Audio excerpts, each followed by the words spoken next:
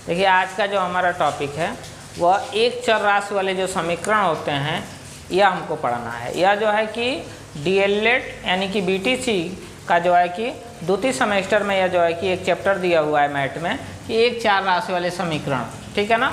देखिए पहले हम जान जाते हैं कि एक चर राशि वाले समीकरण होते क्या हैं। तो देखिए यह क्या होता है कि इसका डिफिनीशन होता है कि ऐसा समीकरण जिसका पावर यानी कि घात क्या हो, एक हो, उसे हम एक चर राशि वाले समीकरण कहते हैं। फॉर एग्जाम्पल में जैसे मान लीजिए कि लिखा हुआ है 2x + 5। देखिए यह जो है एक चर राशि वाला एक समीकरण है। देखिए इसका जो पावर कितना है, 1 है। तो जिस समीकरण का पावर 1 होता है वह होता है एक चर राशि वाले समीकरण, अर्थात इसमें चर राशि की संख्या भी क्या है, 1 है। अब देखिए इसमें हमको पढ़ना क्या है कि जैसे लेट किया जाता है, जैसे मान लीजिए कि मान करके कुछ न्यूमेरिकल सॉल्व किए जाते हैं। जैसे होता क्या है कि जैसे मान लीजिए कि किसी क्लास में लड़कों की संख्या दे दिया होता है और लड़कियों की संख्या पूछता है, या फिर ऐसे पूछ देता है कि किसी प्रतियोगिता में लड़के और लड़कियां भाग ले रही हैं और कुल संख्या उनकी अगर 50 है और लड़कों की संख्या लड़कियों से 4 गुना अधिक है या 4 अधिक है, ठीक है। तो इस तरह के क्वेश्चन को सॉल्व करने के लिए इसमें जो है कि प्रॉपर्ली बताया जाएगा कि जो लेट किया जाता है यानी कि माना जाता है एक्स वाई, वह कैसे माना जाता है, यह चीज़ें बताई जाएंगी। तो देखिए इसमें होता क्या है कि जो माना जाता है तो वही राशियां मानी जाती हैं जो अज्ञात होती है, जो उस क्वेश्चन में दी गई नहीं होती है, जो पता नहीं होता है उसी को जो है कि माना जाता है। अब आइए आपको इस पर कुछ न्यूमेरिकल हम मान करके लगा करके बताते हैं कि कैसे इनको सॉल्व किया जाता है। अब देखिए इसमें एक क्वेश्चन लिया गया, कह रहा है कि एक संख्या को उसके 2/3 में जोड़ने से 35 प्राप्त होता है, तो वह संख्या बताइए।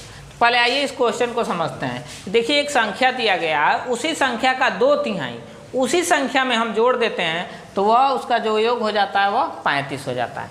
देखिए यहाँ पे क्या है कि इस पूरे क्वेश्चन में वह संख्या हमको पता नहीं है, तो वह संख्या नहीं पता है तो क्या करेंगे, उस संख्या को हम लेट कर लेंगे। तो देखिए इसको सॉल्व करेंगे यहाँ पे ऐसे, यहाँ पे लिखेंगे माना, देखिए सॉल्व होगा तो यह माना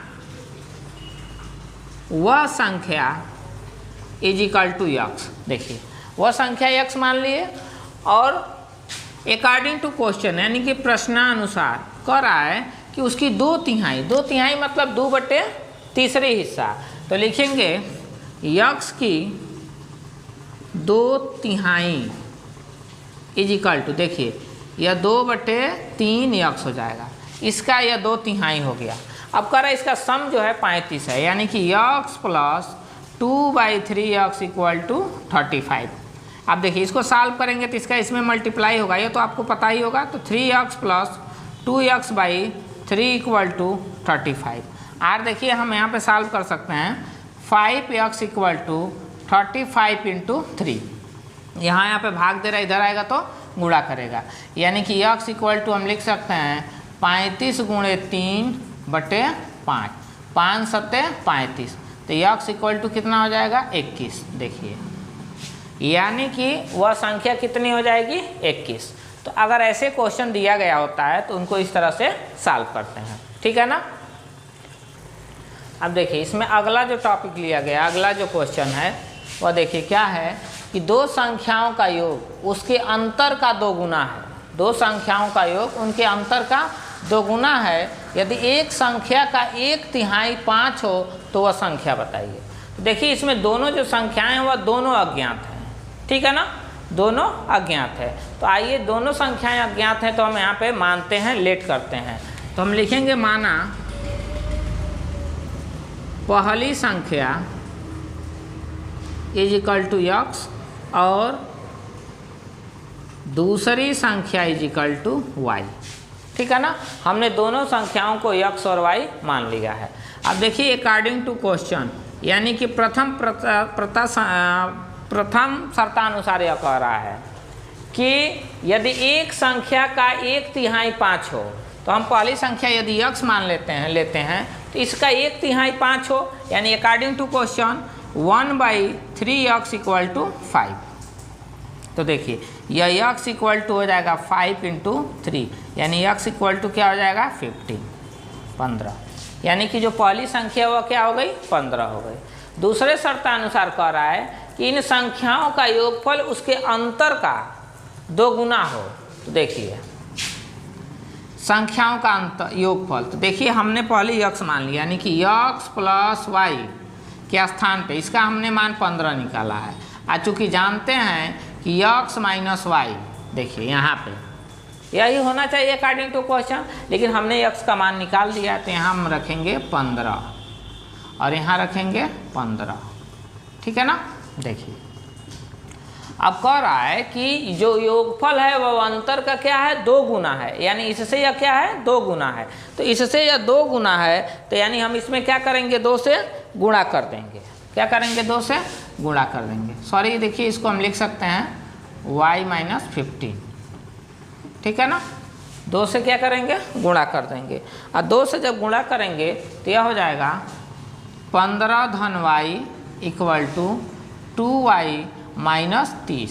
इसको उठाकर इधर लेकर के आइए, तो यह हो जाएगा y minus 2y equal to minus 30, और यह इधर जाएगा तो यह हो जाएगा माइनस 15, ठीक है ना। तो यह हो जाएगा कितना minus y equal to minus 45, ठीक है ना, 45 हो जाएगा। देखिए यहाँ माइनस से माइनस क्या हो जाएगा कैंसिल हो जाएगा, तो माइनस से माइनस कैंसिल होगा, यानी कि यह हो जाएगा y इक्वल टू 45। देखिए तो इस तरह के क्वेश्चन को ऐसे सॉल्व करते हैं। देखिए y यानी कि पहली संख्या हमारी 15 और दूसरी संख्या y 45, ठीक है ना। तो जो इबारती यानी कि इसको कहा जाता है कि इबारती वाले न्यूमेरिकल हैं, तो ऐसे न्यूमेरिकल को इसी तरह से सॉल्व किया जाता है। जो अज्ञात राशि होती है उसको मान लिया जाता है, और उसके बाद अकॉर्डिंग टू क्वेश्चन यानी कि प्रश्न के अनुसार जो जो कहे जाते हैं, जैसे कहे जाते हैं उस तरह से रख करके वैल्यू इनका क्या करते हैं हम कैलकुलेशन कर देते हैं, तब जा कर के उनके एक्चुअली जो मान होते हैं वह चले आते हैं, ठीक है ना। देखिए इसमें एक और क्वेश्चन आपको लिया गया है कि पिता की आयु पुत्र की आयु की 4 गुनी थी, 5 वर्ष पूर्व 7 गुनी थी, पिता और पुत्र की वर्तमान आयु ज्ञात कीजिए। देखिए तो इसमें भी पिता और पुत्र की आयु दोनों हमको पता नहीं है, तो इसमें पिता और पुत्र की वर्तमान आयु क्या करेंगे हम ज्ञात कर सकते हैं, ठीक है ना। तो यहाँ पे हम क्या करेंगे 1 की 4 गुनी दी हुई है, यानी कि इसमें क्या है केवल पुत्र की जो वर्तमान आयु है वह क्या है अज्ञात है, पिता की आयु हमको ज्ञात है। कैसे ज्ञात है कि पुत्र की आयु की 4 गुनी है, ठीक है। तो यहाँ हम मानेंगे, यहाँ पे सॉल्व करेंगे तो माना पुत्र की वर्तमान आयु इक्वल टू x वर्ष। देखिए और पिता का हमको पता है क्या है कि पुत्र के 4 गुनी है, तब पिता की वर्तमान आयु अकॉर्डिंग टू क्वेश्चन 4x हो जाएगा, 4 गुना है। तो अब देखिए इसमें कह रहा है कि अकॉर्डिंग टू क्वेश्चन यानी कि प्रश्नानुसार, देखिए प्रश्नानुसार, ठीक है ना।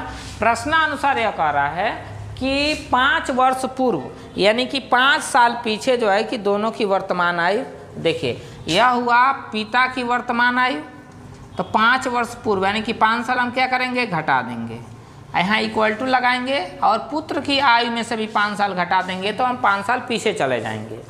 अब कह रहा है कि 5 साल पूर्व पिता की आयु पुत्र की आयु की 7 गुनी थी, यानी इसके एज से यह क्या था 7 गुना अधिक था। तो यदि देखिए पुत्र की आयु में यदि हम 7 से गुणा कर देते हैं तो दोनों का एज क्या हो जाएगा बराबर हो जाएगा। अब इस समीकरण को इजीली हम सॉल्व कर सकते हैं, या 4x माइनस 5 7x माइनस 35, इसको उठा के इधर लाइए तो 4x minus 7x equal to minus 35 धन 5। देखिए तो यह कितना हो जाएगा इसमें से 3 माइनस 3 इक्वल टू माइनस 30। देखिए कैंसिल हो जाएगा, तो देखिए यह हो जाएगा कितना x इक्वल टू 30/3 यानी x इक्वल टू 10 साल, यानी कि 10 वर्ष। यानी कि देखिए यहाँ पे जो है पुत्र की वर्तमान आयु कितनी हो गई 10 साल, और पिता की वर्तमान आयु, पिता की वर्तमान आयु इक्वल टू 4x था, यानी 4 × 10 इक्वल टू 40, यानी कि 40 वर्ष। देखिए तो यहाँ जो है पुत्र की वर्तमान आयु 10 साल और पिता की वर्तमान आयु 40 साल।